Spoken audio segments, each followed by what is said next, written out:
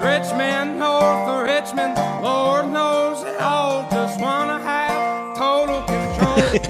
Living in That is such a valuable piece of advice there. These are the sorts of things that we should talk about right in the first 5 minutes of the podcast. Started giving people free quotes.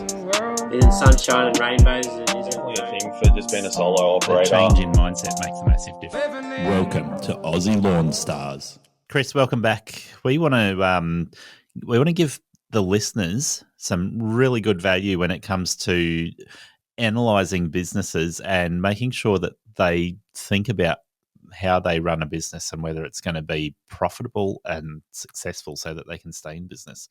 And so far we've talked a little bit about your route density and how you work, and I think that's really interesting to people. It's going to be a niche market, even though you'd think it'd be mainstream what you're doing. It's a bit of a niche market in the sense that most people can't get the level of route density that you've got. Yeah, it would be quite difficult, especially saying no to jobs. Yeah. For some people, they're always going to want to say yes. I'm lucky enough to know a lot of contractors in the area before the week. I know even more now. Yeah. Who I could just hand them off to. But then, I'm lucky enough that my business ranks quite well. Yeah. I think I set it up at a good time where you didn't have to jump through a crazy amount of hoops to get your own personal house registered as a business location. Yeah. I hear it's a lot harder to do now. I do remember having to film a video of like my street and like my house and all the equipment in the front yard. Yeah. But I think it is a lot harder now to get that done. So I'm quite lucky to rank on Google Maps. Yeah, that's an important one. But I think a lot of people, and myself included, live in an area where there's lower population density. Yeah. So a lot of newer subdivisions, you're going to have those blocks which are between 20 and 200 square metres of lawn. And I'm guessing that you've got a lot of those. No, we don't. Most of the suburbs here are built probably in the 90s. Yeah, okay. So they are still actually houses with backyards, front yards. Yeah. But then they are scattered in, like down near the marina here in Shell Cove. There is that new suburbia where all the houses are built as one big block. And there's just a tiny little front yard. So the properties that you're targeting, what do they look like? 200 square metre front yard, 300 square metre backyard, I'd say. Yeah, okay. Yeah. So you're able to hit them with the push mower, self-propelled mower, whip snipper, blower, in and out, 10 to 15 minutes. In and out, yeah, 12 minutes most of the time, 12 minutes. Yeah. We're super efficient, yeah. Yeah, so that's with two people. Yeah.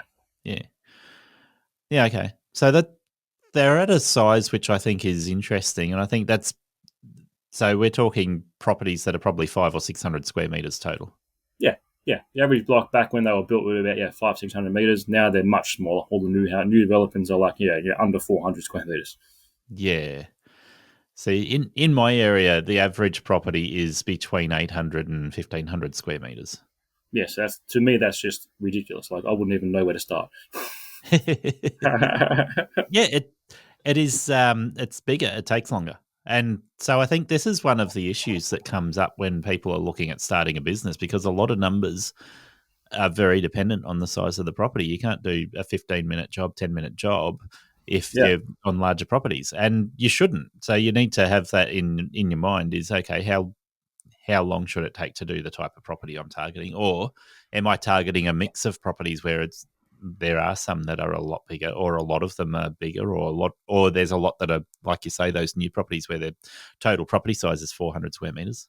Yeah, that's where I found, doing my quotes based on how many hours it will take me to the job makes sense to me. If it's a half-hour job, I'll charge $77.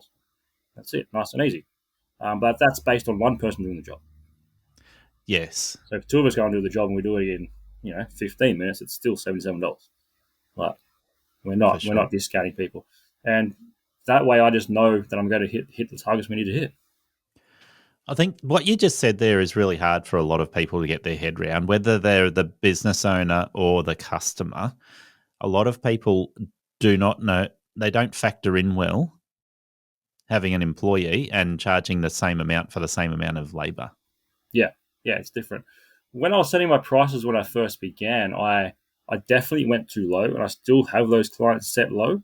Yeah. I could increase them if I wanted to, but I actually quite like keeping them at that low price so I know where we've come from. Yeah. It sounds weird. I definitely could increase them by $20 or whatever, but at the end of the day, $20 isn't going to make that much of a difference to my business. Yeah. Fair enough. But I quickly decided that coming from my PT biz background, we were charging $120 for a 45-minute PT session. And I was Yeah. like, can I do that for lawn care? So I started charging $120 an hour. Yeah. And I'm like, just see what happens. I was getting enough leads that I could afford for people to say no. It didn't bother me. So I knew the next day 3 more people were going to call me. But people were saying yes. Yeah. And they weren't hesitating. They were like, I'm like, yeah, $77 for half an hour work. And they're like, yep, sweet, all good. Can you come tomorrow? And I'm like, they said yes way too quick. Maybe it was too cheap still. Yeah. So I feel like people can charge more than they want to. Like, you don't want to be closing 100% of the quotes you give. That's true. If you close 100% of the quotes you give, you are not charging enough money. I want people to say no. Yeah. I want people to say, no, that's way too expensive. I'll be like, sure, that's fair. You can find someone else that will do it cheaper for you. I have no doubt you'll find someone cheaper. So But in the back of my mind, I've looked at this when I started my business, and this is going back 14 years, of going, okay, if I get, say, 10 or 15% of people saying no because they think it's too expensive, I'm pretty happy with that. yeah, Nowadays, I've talked to a guy over in America, Keith Kalfas, and he was aiming to get around 10 to 15% of yeses. yeah. Once your business gets to a certain point, you don't care if they say no. So do you have a percentage point where you go, well, I'd only want to get a percentage of the customers, or is it just as long as you're getting a mix? As long as I get a mix, we have about 140 clients now. We have capacity this year. We're increasing to 4 days a week this year. Yeah. Okay. My wife's going to cut back her work a little bit, potentially. We'll see what happens. We might put my daughter in childcare. Yeah. We'll see what happens there. But I've got room to do about 180 clients. Yeah. Okay. So we only need 40 more clients, which won't take long. Like, spring's pretty much here already. Yeah. That's right. Calls are rolling in. I reckon I'll have 40 clients by the end of September. Well, yeah. And after that, that's when I'm just going to start throwing prices out there. And if they say no, I am happy to refer them to another contractor that I know in the area. Yeah, for sure. And I'll be like, look, I understand I'm expensive. It's no big deal. Why don't you call Corey Barnes? He's just down the road. He runs lawn care business as well. Ask him for a quote. He might be cheaper. I don't know. But I know he's going to do a good job for you. That way the customer is still happy that I've given them a good service. And Corey's going to love me even more. That's it. So, yeah, I'm happy just to share leads around. It's no big deal. Yeah. But yeah, I guess that's one of those questions that goes through people's mind is how many leads do I want to be getting rejected on? Like, am I happy if I get rejected on 5%, or do I want to be getting rejected on 95%? Yeah, it just depends what stage of business you're at, really. I'm happy where our income's at right now. I think this year we're forecasted to do about 250,000. Yeah. So I'm not bothered. Like, if half my new leads say no big deal. I'm still going to get to my $250,000. That's it. So, yeah. Okay, so can we go into the financial side of things a little bit more? Because I think that a lot of people need to hear this. And one of the things that we are always going to get some pushback on is in terms of talking about turnover versus revenue versus profit margin versus wages, all those sorts of things. So if we look at your business, you've been pretty upfront with those numbers already, and that's great. Do you look over that and go, okay, am I profitable?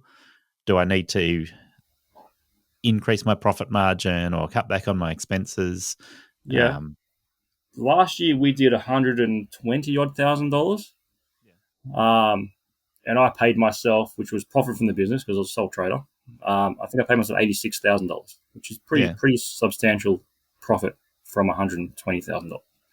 I think that's really good numbers, and that's something which a lot of people should be looking at and going, that's a good place to aim for. Yeah, so I was happy and with you've that. doubled the business since then. No, we're going to double it this year. Yeah. This financial year. So I just ran some rough numbers. Our average cut is $70 across all our clients. Some are more, some are less. No big deal. Yeah. If we did 20 cuts a year, that's about $1,400 per customer. Yep. If we have 180 customers, that's $254,000 a year. Yeah. That's just simple maths of where we need to get to. So I know if I get 180 customers, I'm going to get $250,000 if I cut their grass 20 times a year.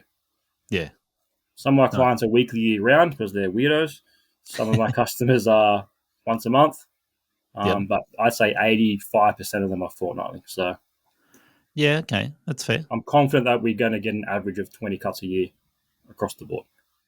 So you don't look at weekly mowing as normal then? Do you think they're a bit strange? I personally do, but customers don't. Yeah, but you have got some customers that want it weekly, but they also want it weekly all year round. I don't know if they want it weekly year round. The insurance company says they get it weekly year round, and I'm not going to argue with the insurance company. Fair. Okay. Yeah. So insurance companies also don't know how to ask for quotes properly.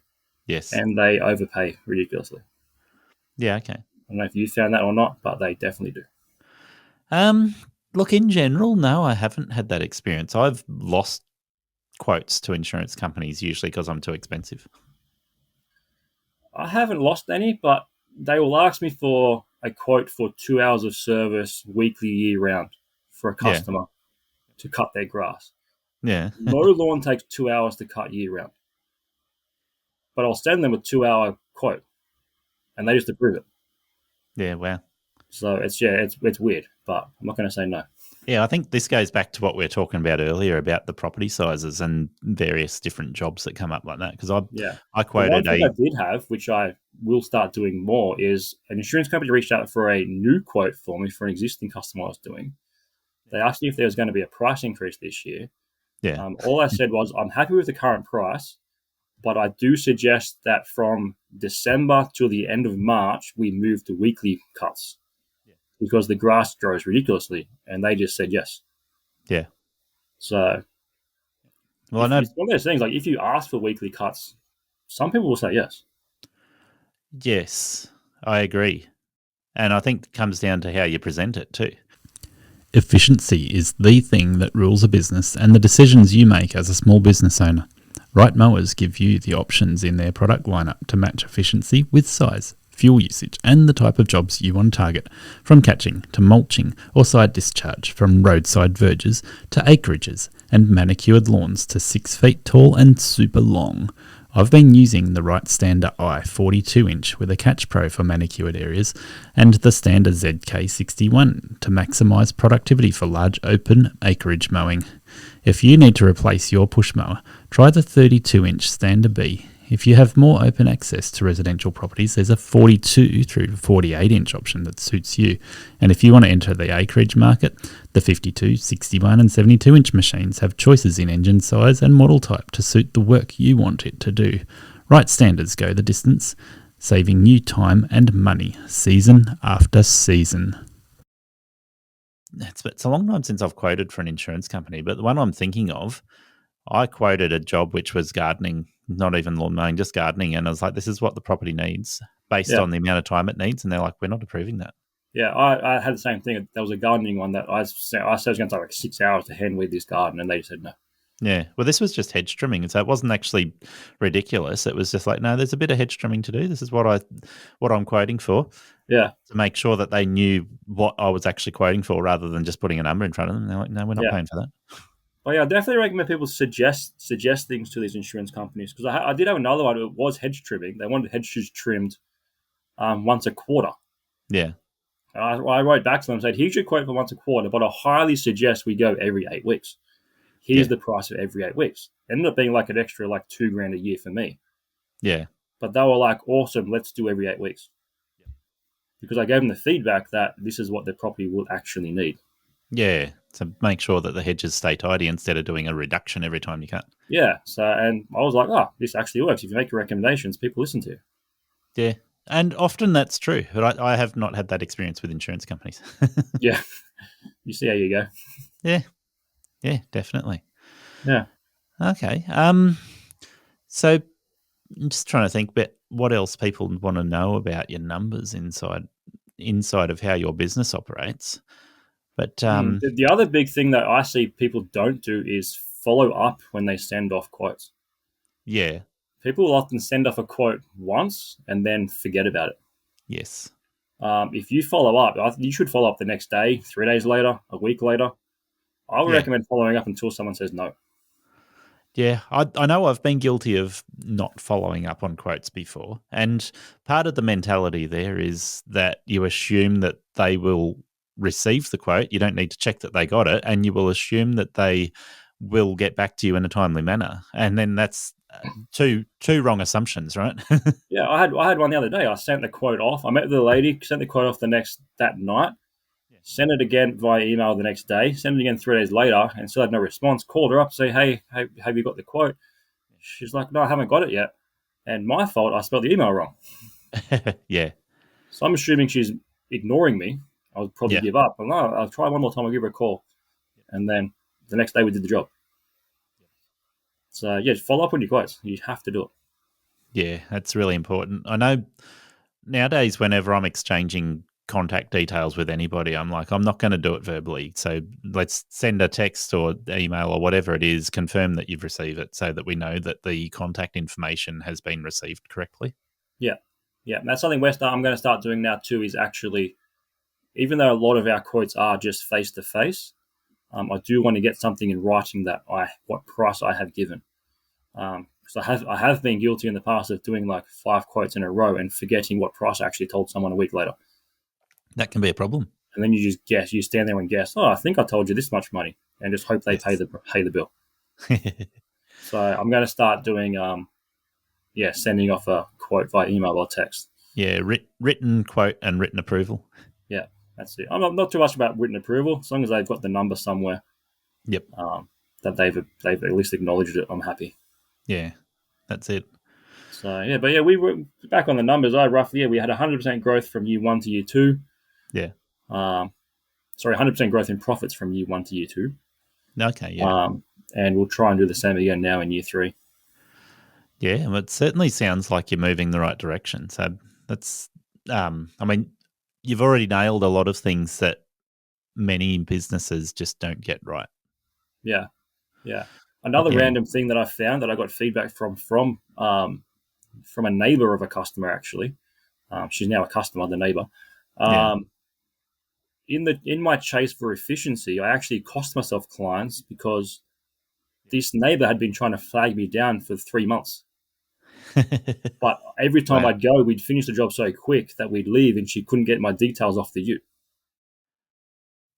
Okay. So one day she ran out, took a quick picture of the ute, and then called me up and said, "Oh, I've been trying to get you guys for 3 months to come do my grass for me. You did such a good job of the neighbours." So I actually printed out some pamphlets to drop off in all the neighbour letterboxes. Yeah, I think that's a good idea. You don't want to be losing efficiency so that people find your phone number, but Yeah. certainly targeting neighbours is a good thing to do. Yeah, so I got some pamphlets that they simply say, we didn't want you to feel left out. We've been mowing the lawns on your street. Give me a call if you want yours done too. Yeah. Just something simple. Got it printed by Vistaprint. It cost me $120 for 1,000 of them. Yeah, perfect. I'm like, if I get one client from 1,000, that's already paid for itself. Yeah, that's what you want. So, I know business is going quite well. It actually grew so much quicker than I thought it would. Yeah, well, it is interesting because I've talked to numerous people who struggle to grow their business, and I guess regional areas are unpredictable sometimes. Yeah, I'm lucky that we're surrounded. I think I looked on Google. I actually think I'm running some Google ads. I don't need to. I think I might try it out just to try and get these extra 40 clients as quick as possible. Google said there's like 60,000 people in my target area, which is that 1.5 kilometers from my house is 60,000 houses. That's pretty high population density in that area. Yeah, so it's quite high. So we're lucky that we are surrounded by a lot of people.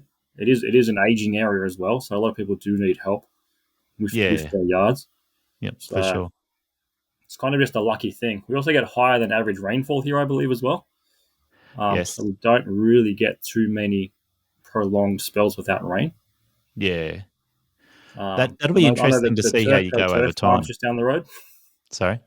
The Turfco Turf Farm's just down the road Yes. in Bega. Yeah. So if they can grow grass there, grass must grow well where we are. Yeah.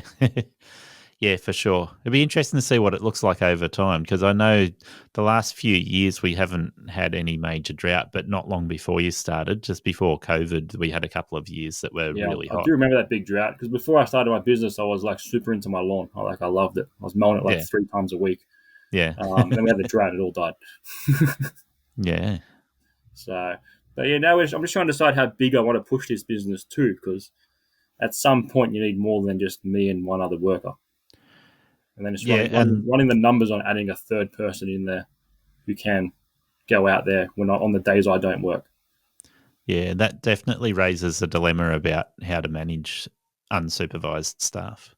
Yeah, we did have a trial run at the start of the year. We had our second kid in January, and I actually hired a subcontractor to go work with my employee Yeah, okay. for 7 weeks.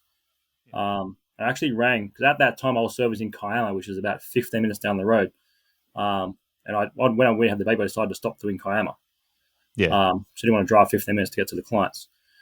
And I rang them and said that the subcontractor that was doing the work is going to continue doing the work for you. Okay, yeah. So you have no drop of service. And they were like, to be honest, we didn't even know that you stopped coming.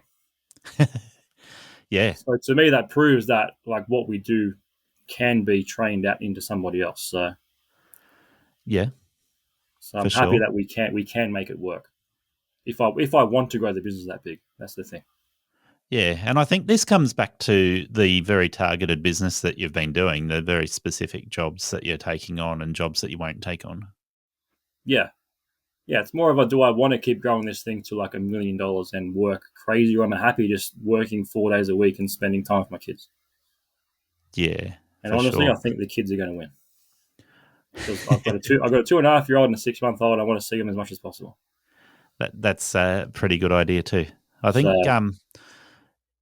one of the things I see, and there's a new podcast come out. I don't know if you've listened to it, but the Grassroots podcast, Martin Safidi and Mitchell Tasker. Yeah, I was talking to Mitch yesterday, actually. We're talking about the profit first system. Yeah, awesome. Yeah, very smart thing to be looking at. Yeah. But yeah, they were just talking about $1 million turnover business and some of the interesting aspects that come up when you're aiming for that. But one of the things I've seen there is there's very different expectations from small businesses in terms of managing staff as you grow and being able to hit that, not that you're aiming for $1 million, but being able to hit that growth point where you can grow multiple staff members that are unsupervised or have a team leader, crew leader. For me, it's what's the point of where my own personal income stops growing? Yeah. You know what I mean? I don't want to be working and having to manage a team of 10 if I'm just going to if I could earn the same amount of money doing a team of 1. You know what I mean? And this is where I talked to my accountants about this a couple of years ago, and I refer to these numbers often. But if you look at the difference between profit margin and wages, and you start going, okay, we need to factor in expenses separate to wages, as well as wages as an expense, as well as what's profit margin overall on the business. And knowing those numbers will help you work out whether it's profitable for you to continue to grow the business or not. Yeah. That's why I'm going to start profit first, so I can see where it all goes, what percentages end up where. Yes, a bit more closely. Definitely. So you should be able to aim for that and go, okay, if I look at the amount of money that comes in and goes out, if you're solo, that might be around 50 to 60% is your money at the end of the day. Yeah. And it sounds like you're slightly higher than 60% too. But if you pay a wage and you're okay, as a solo operator, I just go off the tools, I'm paying somebody else a wage. How much money will be left over once I pay all of my expenses, including their wage? Yeah. And a good place to aim for a lawn care business there, So narrow it down to a lawn care gardening business. So we're not taking Yeah. into account all different business models. You should be able to get 15 to 30% profit after you pay wages and expenses. Yeah. It's like if I take tomorrow, for example, tomorrow we have on the books $1,565 of work. So right now I pay my employee $250. If I had another employee, that takes up to $500. The business still takes home $1,000 tomorrow. Yeah. If I had 2 other employees on there. Yeah. So I feel like we're in a pretty good place. It's just a matter of how far do I want to grow. Yeah. And of course, the more employees you have, the more work you take on too. So you're multiplying the amount that your business turns over when you have more employees. Yeah, and it just becomes more stressful too. Like through winter, like we shut down through winter kind of thing as well, like most lawn businesses do. So we went from 3 days a week down to 3 days a fortnight through winter. Yeah. But So then that's the advantage of me having a casual is that I could just say we don't have any work, and he understands that. So if you're trying to do that same thing for 6 employees, it becomes a different story. Yep. So it's a stress that I don't really want to have. Yeah, that's it. And that's the numbers you need to look at to work out whether it's worthwhile, right? So if you look at a $100 block that you go, okay, I can make $100 on this job. If you split that $100 into expenses, wages separate from expenses, and profit margin, and you okay, how much goes where, then you should be able to multiply that out across having multiple employees. But in the early stages, if you're working on your own, and typically I've gone 1/3, 1/3, 1/3, the 1/3 rule is a good one to look at just for starting and guessing. If you take it as 1/3 is wages, 1/3 is profit, and 1/3 is other expenses, other business expenses or overheads, then 2/3 of it is yours when you're on your own. Yeah. And 1/3 of it is yours when you're paying somebody else's wages. Yeah. Yeah. So you need 2 employees to do what you can do on your own. Yeah, pretty much. What you often find is as you put on multiple employees, and this goes to growing a business and the dynamics that change as you grow the business, if you get about 5 or 6 employees, then you're probably getting to that stage where you need to pay somebody else to do the work that you're doing. Yeah, so then you become non-revenue producing, which becomes an issue. Well, actually, the other way around. So, yes, you're going to be doing that by the time you get 5 or 6 employees. You're going to be not on the tools, which is why you then pay somebody to do the management side of it. Yeah. So, administration. Yeah. So, the first you've also got to factor in the cost that you then need to buy a workshop or storage somewhere for all the tools and all the cars. Yeah. So the first person you put on is going to be an administrative person. But in the meantime, all the other employees, they're going to need a team leader for each crew. So there's a slight higher pay rate for those as well. Yeah. So, it's just run the numbers, see where we end up. Let's get to these 180 clients, and then we'll go from there, I think. See what happens at the end of the year. Yeah. So I think you can certainly grow a business and be profitable, but what I've seen around that 5 to 10 employees is crippling for a lot of small businesses. Yeah. Yeah. So we'll see what happens. I don't know. I'm happy where we are now. We'll see. Family comes first, so I want to make sure they're good. Once they start school, maybe we'll do something different. But for right now, I'm happy to stay around if we get to $250,000, I'm going to be pretty happy. Yep. Awesome. Yeah. Yeah. Well, it sounds like you're heading in the right direction for that. Yeah, I'm pretty confident we'll get there this year. Again, we're also adding in some that we didn't do last year. We're going to start doing some lawn renovation stuff as well. Some dethatching and some core aeration. So. Yeah. Okay. And we're going to start a two-tiered fertilizer program for clients. So tier 1 would just be basic granular fertilizer 3-4 times a year. Yep. And then the more advanced would be like we chuck in liquid ferts every month kind of thing as well. Yeah, okay. Welcome to Aussie Lawn Stars. Do you want to leave your job to create a profitable and enjoyable lawn and garden business? Aussie Lawn Stars shares the stories, lessons and advice to help you grow a healthy, productive, efficient and sustainable business. Do you want more or simply have a question about what you heard? Contact Aussie Lawn Stars at iCloud.com or look me up, Gary Ashton, on Facebook and Messenger for individual help. Business coaching helps you to have the right mindset and perspective when it comes to daily decision-making, planning, or knowing what to look for to improve your business. thinktankcoaching.com.au has helped me, and they can help you move towards your business goals. Visit their website or email them, thinktankcoaching@outlook.com. If you want to establish the best practices in bookkeeping, accounting, and business structure, contact Adrian from Prosper Financial on 0249 773363. And you all need to head to Lawn Mowing Contractors Australia and the Australian Professional Lawn Contractors Facebook groups for supportive communities focused on our industry. Thank you for listening to Aussie Lawn Stars. Please remember to rate and review the show on the Apple Podcasts app or the player you use. Exciting new shows are released every Monday. Make sure you follow or subscribe to hear the next episode.